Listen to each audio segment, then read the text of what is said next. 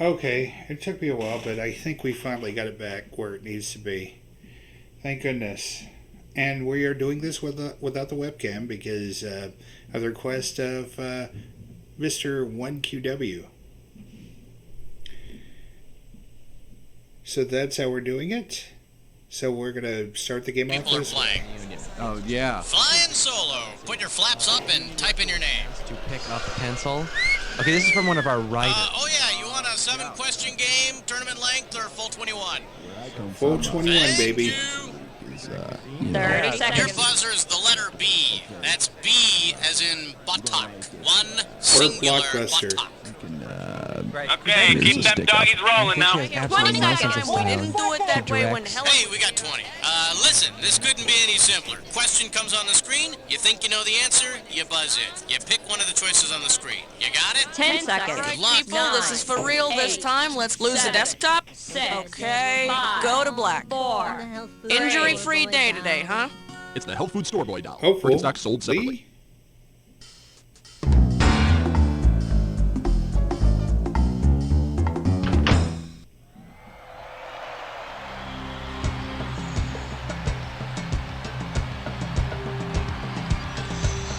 I do disagree. I think I knew enough about it. It's time for the show where high culture and pop culture collide. All right, welcome to You Don't Know Jack Movies. Just so you know, we are out of Raisinets, but the good news is we have plenty of goobers. Well, looks like it's just the two of us. Okay then, it's our party and no one else is invited. All right, hit me.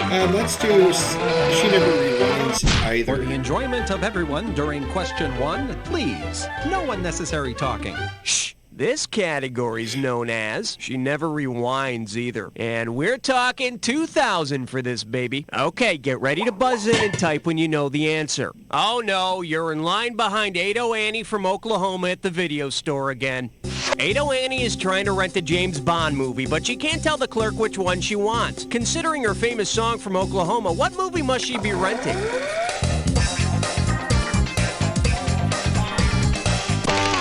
Run with it, type in your answer, and hit...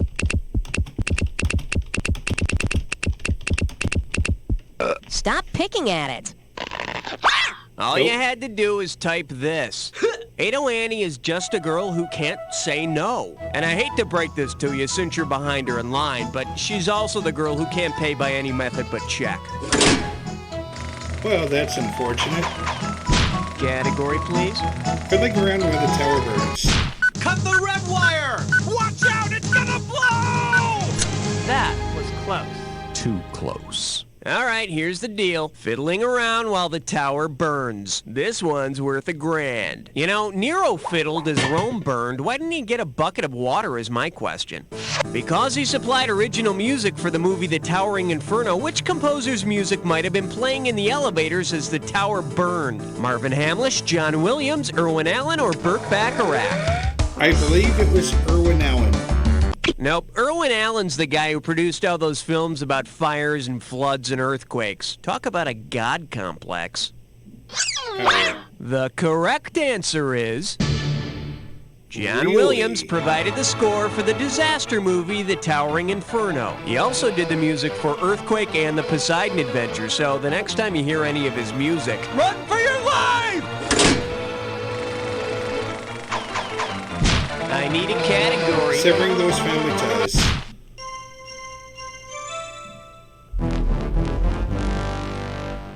Let's give a nice warm welcome to Severing Those Family Ties. Looks like this one's going for $1,000. Say, do you remember Mallory Keaton, that dim-witted sister from Family Ties, Sure. who in her later years became an aspiring fashion designer? Let's say Mallory from Family Ties replaces Juliette Lewis in the famous movie duo Mickey and Mallory. Instead of fashion designing, what will Mallory now be doing? Sowing the fields instead of sewing hems, designing government laws, not chic blouses, cutting up bodies instead of cutting up fabric, or drawing police sketches, not alteration marks? I think she would be cutting up bodies. Mickey and Mallory are the famous murdering duo from Natural Born Killers, so she'd probably be cutting up bodies.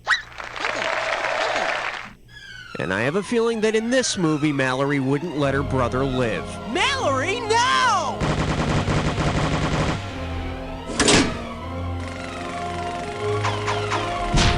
Okay, I need a category. Another one that starts with F. My question for... Aww. Well, what do we have here? Another word that starts with F. And we got $3,000 in the pot. Get your finger out of your ear and listen up. We're going. If ABC reworked that classic TV Western F Troop into a new series called F Stop, what would be the best choice for the basic premise of the show? Ken Berry controls the flow of light to the fort, Forrest Tucker sells movie souvenirs, Teamsters repeatedly ambush our heroes, or Larry Storch moves at 14 frames per second? I think it would be the 14 frames per second one. I'm shaking my head right now. No? It would have been so beautiful if you'd only picked this. The f-stop is the setting on a camera that tells you how much light is being let into the camera's lens, as opposed to effing stop, which I'm sure the director of F Troop had to yell on the set when things got a little too wacky. Okay, pick a category. It was longer than a cameo. It's a 5! Coming at you, it was longer than a cameo. And you pop a right answer, you got $2,000. Strap on your helmet, we're going in. What style of filmmaking would best describe the infamous Rob Lowe sex tapes? Avant-garde, film noir, expressionism, or cinema verite?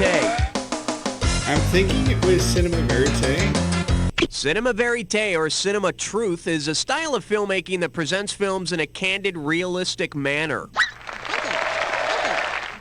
And what's more candid and truthful than using the medium of video to show America what you're all about? Okay. All right, hit me. Direct me to La La Land. Direct me to La La Land. La La Land? What, Los Angeles? What's this? Oh, hey, I've just been handed a note that says we're going on a fiber optic field trip to the showbiz capital of the world, Really? Hollywood, California. And the area code for Hollywood is 213. Hey kids, go pack a sack lunch, because we're going on a fiber optic field trip. And according to this, we're going to be calling a Russell Muth. What the hell kind of name is that?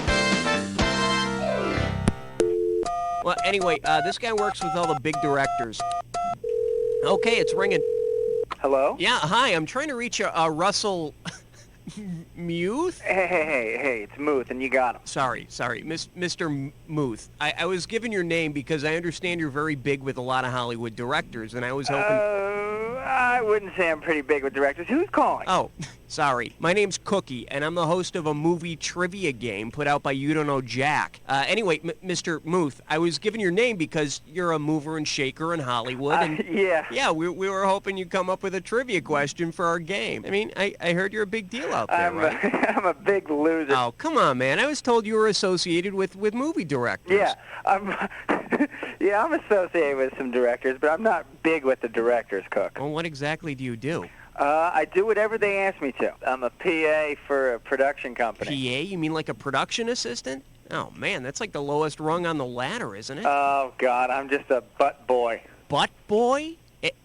And that means you do what exactly? I just do whatever. Butt boy. I run things around, I take reels to people. I do whatever it takes. Oh, wow, this is like a train wreck. Never mind. Listen, you are associated with the movie industry, though. So, I mean, maybe you'd like to be part of our trivia game. This could be the break you're waiting for. Now, what are you looking for, an old trivia question or a new trivia question? I mean, what are you looking for here? That's up to you. I tell you what, I'm going to put you on with one of our producers, and he'll explain everything to you, and we'll get back to you a little later in the game. Okay, terrific. Russell Muth of Hollywood, California, movie industry butt boy. We'll get back to him in just a bit. Right now, let's have another category. Okay. Category, please. Way overpriced. Password. Yeah, tell him 6 sent me. The selection is way overpriced. I'm giving out $3,000 for a right answer. Remember that movie Theater of Blood in which Vincent Price kills off his enemies in creative ways? Well, Sure. if the Scooby-Doo gang filmed a spooky remake of Theater of Blood with Shaggy playing Robert Morse's role, how would Shaggy meet his maker? He'd be attacked by some meddling kids, he'd choke on Scooby and Scrappy, he'd be run over by the Mystery Machine, or Fred would strangle him with his ascot. Tough one, but I'm thinking maybe he would choke on Scooby and Scrappy. Vincent Price forces Robert Morse to eat his own poodles in Theater of Blood. Anybody for a Scooby snack? No, sir. I need a category. Dude. 7 is the number that I'm suggesting. He's suggesting 7. He's suggesting 7. The category? Dude! $3,000 on the table for this one. Let's see how you handle this one. Which actor would you not expect to see at a Fast Times at Ridgemont High 10-year class reunion? Nicolas Cage, Anthony Edwards, Christopher Penn, or Eric Stoltz? I think it would be Christopher Penn. It's his brother Sean that was in it. It was Sean Penn, not his brother Christopher, who starred in Fast Times at Ridgemont High. He just wasn't pictured in the Ridgemont High yearbook because he kept attacking the photographer. All right, hit me. Ted Turner, Need Out of Play. Hey, nice selection, because you just chose yourself a big fat hunkin' question. Are you ready for the dis or dat? I'll give it my best go. The category for this dis or dat is Ted Turner Need Not Apply. I'm going to read 7 movie titles, and for each one I want you to tell me if the film is a black and white film or a color film. That is to say, originally. As the titles come up, if it's a black and white movie, press 1. If it's a color movie, press 2. And if you want to skip one, press 4. For each right answer, you get $500. And you lose $500 for each one you get wrong or that you don't get to. All right. Okay, can I have 30 seconds on the clock, please? And let's go.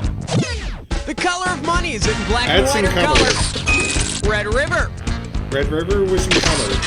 How green was my valley? Color. Purple Rain.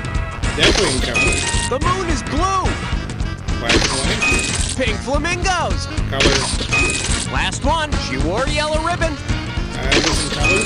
That's all she wrote. You lost 2 of them, but at least you got the majority. Let's look at your total score. And there you have it. Let's plow ahead. That'll work. Okay, pick a category. They all end in Y.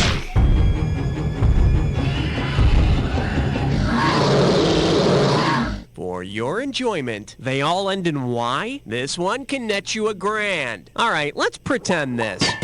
Since Snow White knows so much about sleeping, NyQuil has hired her to write its next ad campaign. Which slogan contains the most names of the 7 dwarves? Is it the grumpy sneezy so you sleepy medicine, stuffy sneezy from your doc medicine, sneezy droopy so you're happy medicine, or the dopey soupy so you're poopy medicine? Okay, stuffy isn't 1. Droopy isn't 1. Poopy isn't 1. So it's got to be 1. Grumpy, sleepy, and sneezy. All of them dwarves. The slogan narrowly beat out Snow White's other suggestion. NyQuil, it'll put you to sleep. Short but to the point, I guess. Okay, I need a category. What, this old thing?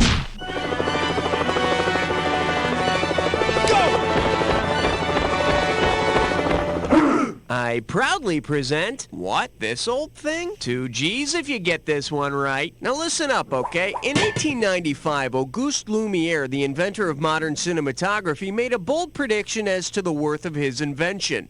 If today's filmmakers were to receive film budgets based on the value mentioned in Lumiere's prediction, how much would they receive? Enough to do a million, trillion, zillion movies? Enough to do a big-budget blockbuster? Enough to do a low-budget documentary? Or nothing?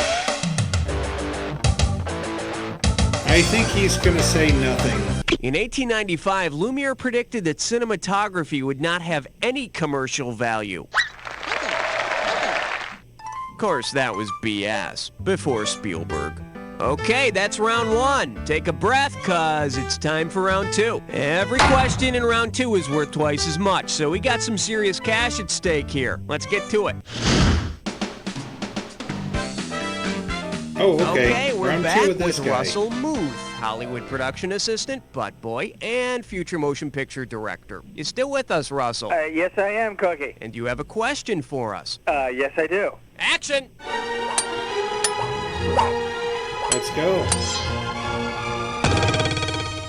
The category is I got your number. And let's make this one worth $5 grand. Put your finger on the button. Here we go. Which of the following directors would rank the highest based on the number found in the title of one of their movies? Oh, I get it. So these directors are famous for movies with numbers in the titles. Oh, sorry, I'll shut up. Federico Fellini. No, Federico. Adrian Lynn. No, Line. Blake Edwards. Oh, you got that one. Or Sidney Lumet. No, not Lumet, Lumet.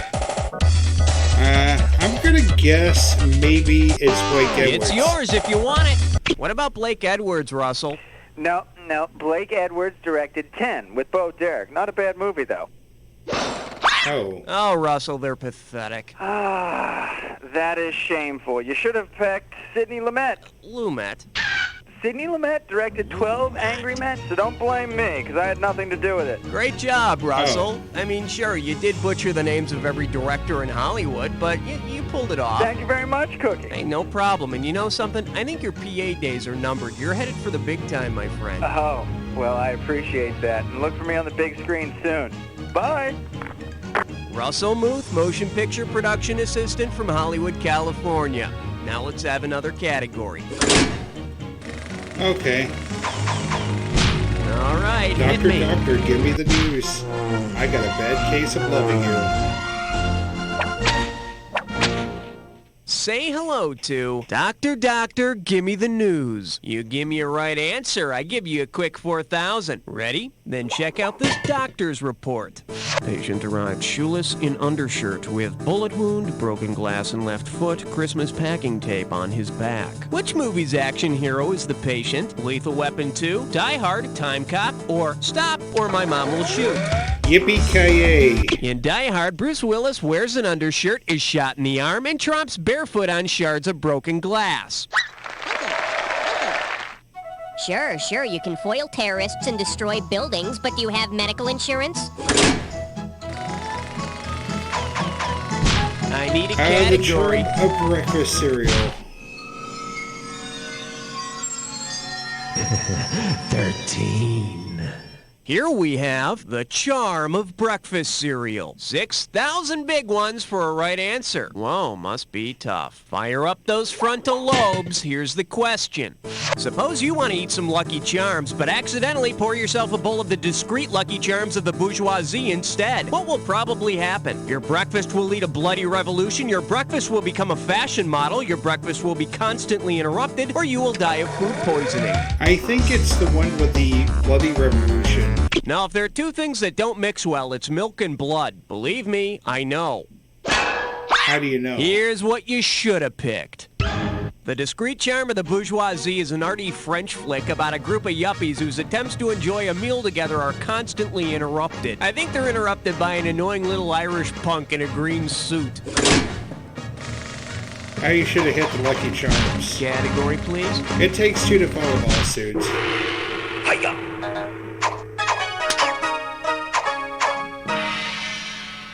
The category is, it takes two to file a lawsuit. How does $2,000 sound? Heads up, here it comes. If Judge Wapner from the People's Court called the title character from Witness as a surprise witness, what might you see happen on the show? Judge Wapner lecturing a blind woman, an Amish boy swearing on a Bible, Doug Llewellyn interviewing a talking dog, or a chimp defending itself in sign language? The correct answer is it's an Amish boy. The witness in Witness is a young Amish boy who sees a murder in a train station bathroom. Sucks for the Amish kid, though. None of his friends would see him on TV. Maybe it's a blessing in disguise, though. All right, hit me. Yo, Adrian, they're strip searching. Now showing. Yo, Adrian, this strip searching me. And get this one right, you got 4K coming your way. Just step up and take a swing at this one.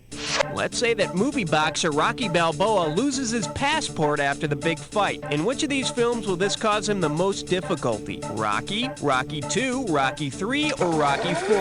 Wait, were these nuts in America's Rocky 4, which took place in Russia? In Rocky 4, Rocky fights Drago in Moscow, so he'll really need that passport.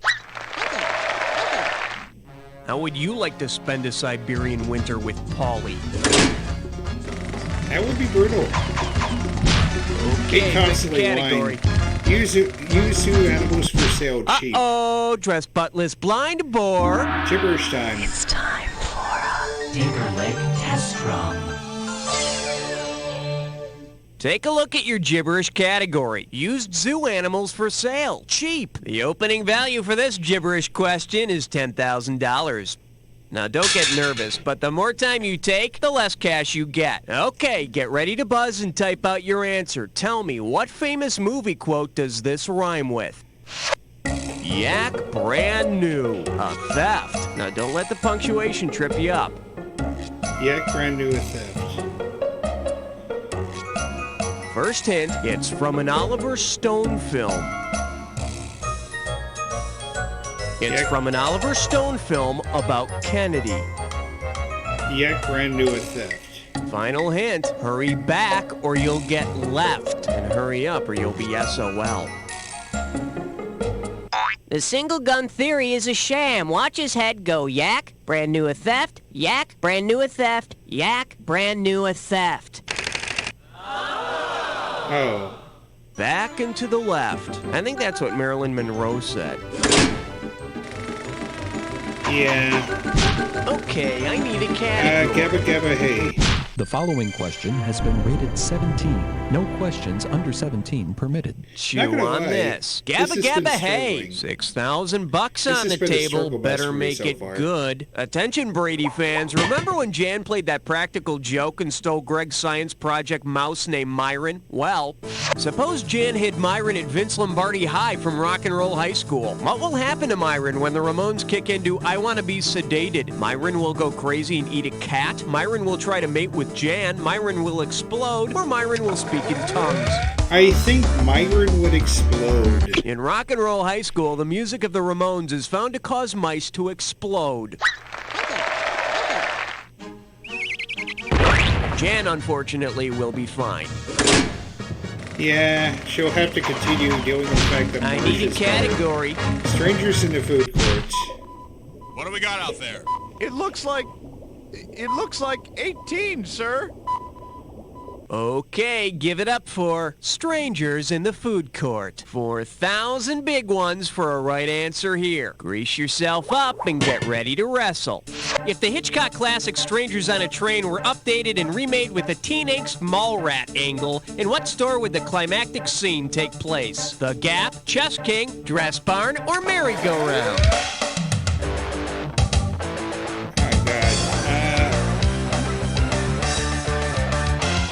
Merry-go-round, maybe? The climax of Strangers on a Train takes place on a wildly out-of-control merry-go-round. Oh, yeah. My God, those faux leather boots clash with the little horsey, and she cannot accessorize. Category, please. There were no small parts. Only actors she hadn't heard of. This one's called There Are No Small Parts. You get 4,000 clams for this one. Okay, I know you know this guy, but I can't seem to remember his name. Buzz in and type it for me when you figure it out. He was in that weird Ron Howard movie called Willow. Oh, I think I got it. He plays himself in Radioland Murders. He's the guy who got all pissed off. Go for it. Type. That was Warwick Davis. Nope. No? Too bad you didn't type this. Billy Barty. What? You didn't think I was going to give you a short answer, did you? I was hoping it'd be a pun there, but okay.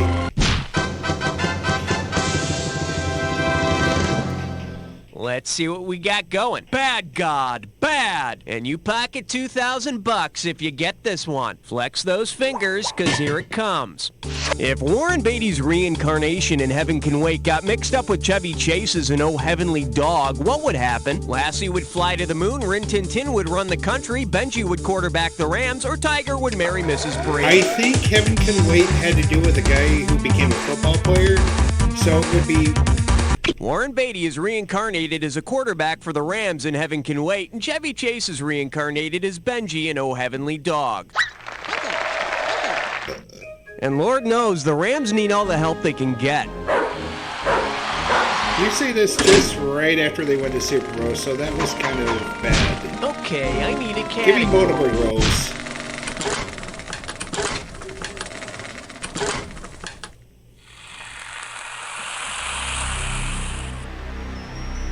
Time for the attack. When you see two words that match, hit your buzzer. You get it right, you get $2,000 in the bank. Get it wrong, I'm making a withdrawal of $2,000. Just one more thing to remember. Remember the clue. The two words that match have to fit this clue.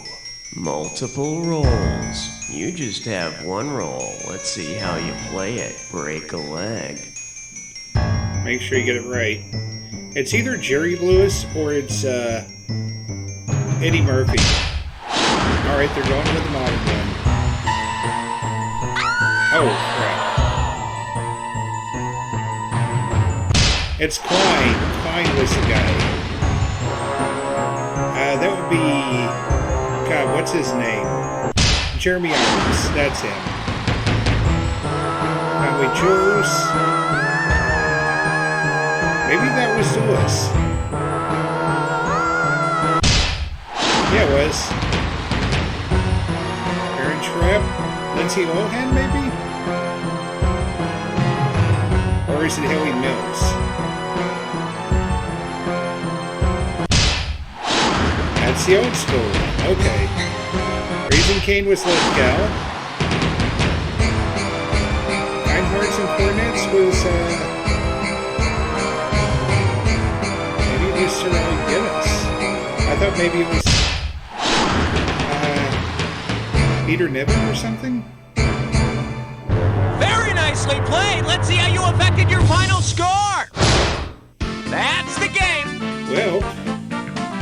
Man, your score Oh, is David Niven. Very impressive. Peter Niven. Too bad there's no other players around to impress. Guess this will be our little secret, because as far as the rest of the world is concerned...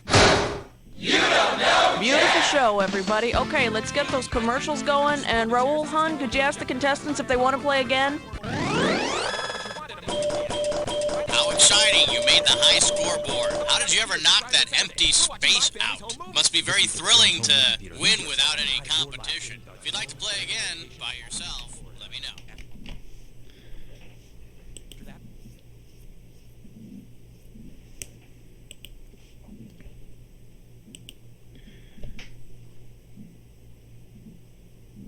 Okay, that was another episode of You Don't Know Jack Movies. If you like what you saw, make sure that you hit a thumbs up button, hit the notification bell if you want to see more of our content, and be sure to leave a comment in the section below.